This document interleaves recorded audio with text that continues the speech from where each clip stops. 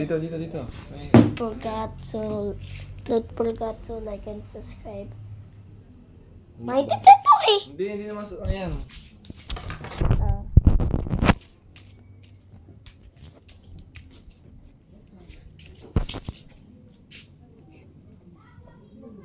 Hindi naman hit ano. Ano yan? Sobrang init no? Nakawakan na eh. Time na rito, parang tapos na. Hindi na mainit eh. Ayan na, kumaka na. Sabaw.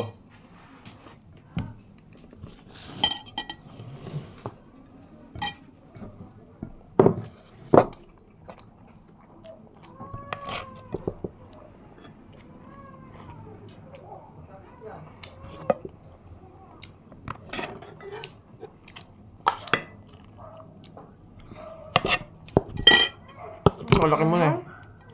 Walang ahang. Di ba man nagmumukbang mahilig sa manghang? Konti lang hanggang eh.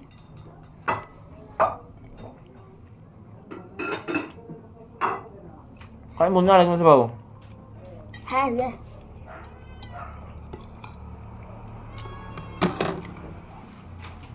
Gusto ko yung kanin mo. Oh. Mom. Ikaw sa mundo.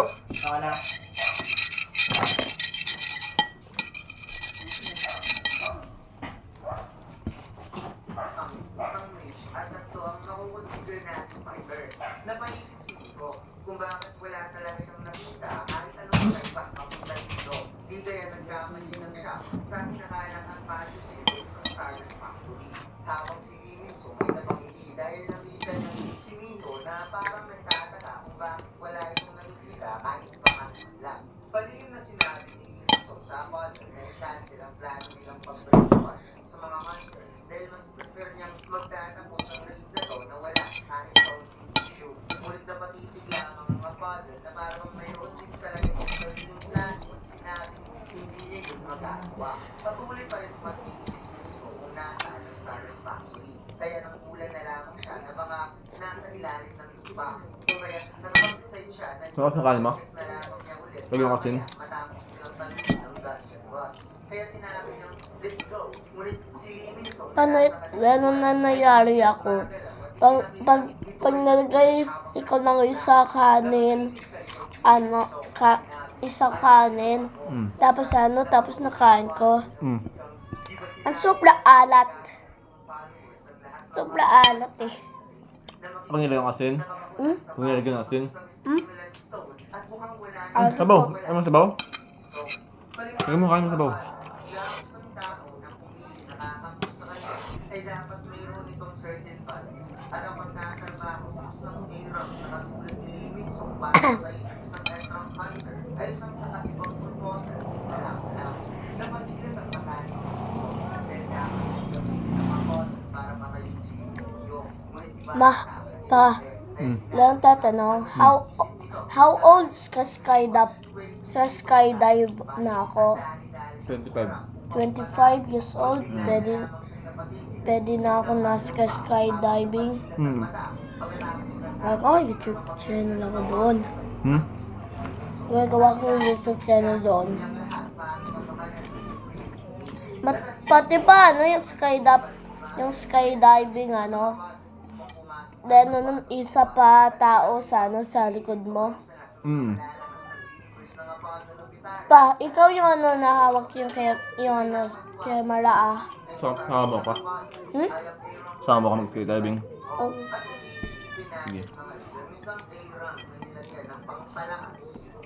Ikaw hawak ka. Video ka ka? Opo.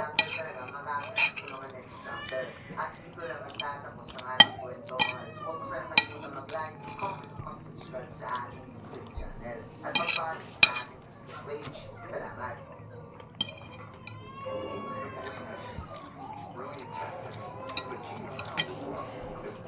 Totoo ba yung shark?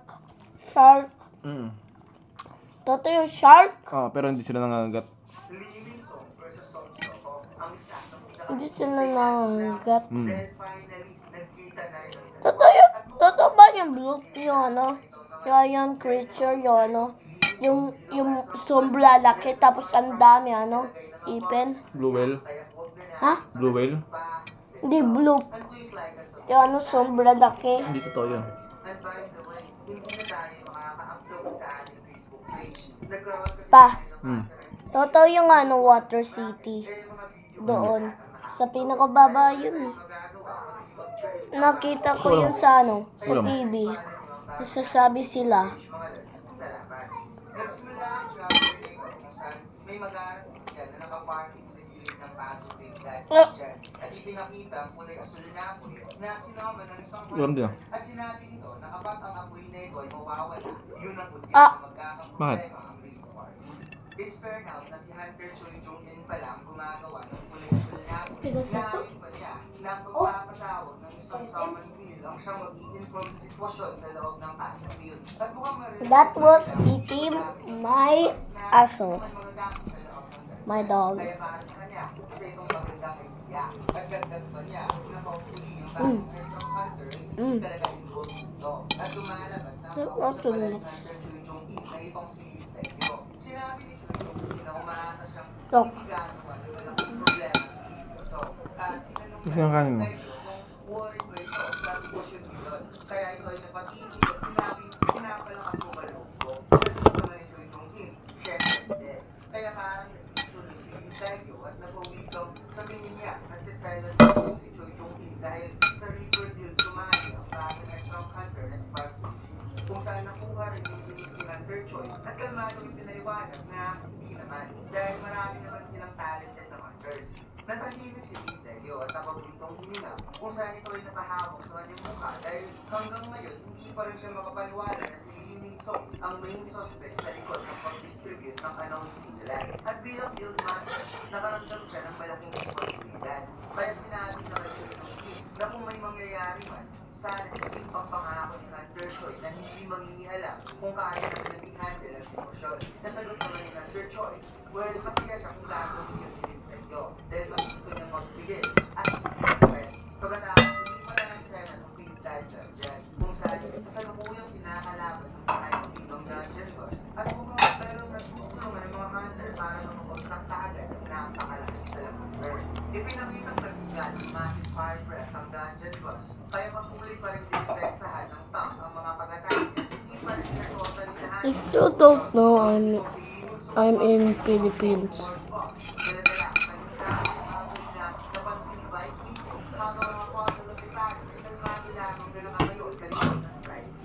Sinabi ni Viking Eagle sa kanyang isipan na umaakit talaga na Ezra Hunter itong si Park Bo-gum sa pamamagitan ng pagpapakubaya sa ibang hunter na magtrabaho. Subalit kahit isa pa itong Ezra Hunter, sila pa rin si Dong. At wala siyang idea kung ano ang nangyayari nito kay Kim Il-sung. Dahil mula nang pumasok sila sa kwarto ng boss, ay talagang lumalaban ito ng gusto. Napatitig ang apollo sa performance ni Kim Il-sung. Dahil sa nakikita daw niya, mukhang sigurado siyang may Ano ka pa din? Napaliwanag pa niyang Dad. Bye guys.